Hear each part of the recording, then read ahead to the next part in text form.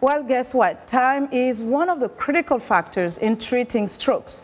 Removing a stroke-causing clot from a large blood vessel in the brain can improve outcomes in some patients. Until now, studies have suggested that the extraction needs to be performed within 6 hours of the stroke, but a group of South Florida researchers say they found a way to buy stroke patients more time. The researchers looked at more than 200 patients with similar kinds of clots that were identified between 6 and 24 hours after a stroke. About half of them got standard care. The other half got surgery known as thrombectomy. The surgical patients had significantly better outcomes and far less disability 3 months later. But the results are not going to apply to all stroke patients. The study called the DAWN trial was published this week in the New England Journal of Medicine. For more on stroke and some tips to prevent the disease, we are joined from our New York studio by Dr. Ken Redcross, internal medicine specialist and concierge doctor. Dr. Redcross, welcome to the show. Hi, Linord. How are you? Thank you so much for having me here, especially to talk about such an important topic as being stroke savvy. Absolutely. Listen, Dr. Redcross, we have this, a lot of people have this belief that stroke happens to the elderly, but it's not entirely true, right?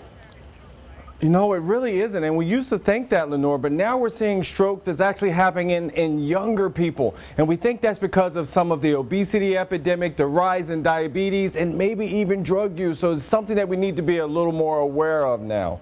Now, there are different types of strokes, but there is something in particular that I wanted you to touch on, which is silent stroke. When people have strokes, there are some telltale signs, but when it comes to silent stroke, it's really difficult to tell.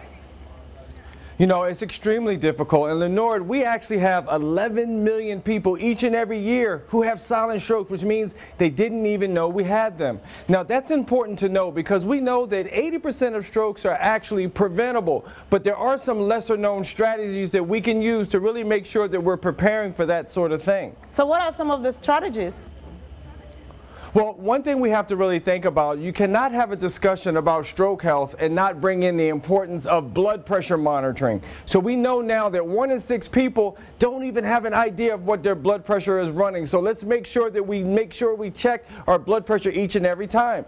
The other thing is we know that we actually make a chemical in our body that is called acetylcholine. Now, Linord, acetylcholine is important for 2 reasons. Number 1, it helps with brain energy metabolism. And not only that, it helps to reduce an area when there is blood tissue damage to the brain itself. And the best way to get that is with a medical food called Serenex.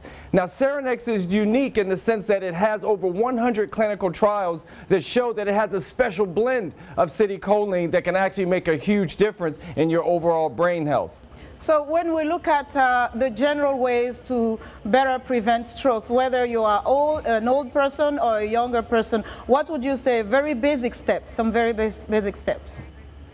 Well, the other thing we've talked about, so we've already talked about the importance of acetylcholine and Serenex. We've talked about blood pressure monitoring, but don't forget too, food is medicine. And so there are some foods that may be helpful, such as garlic.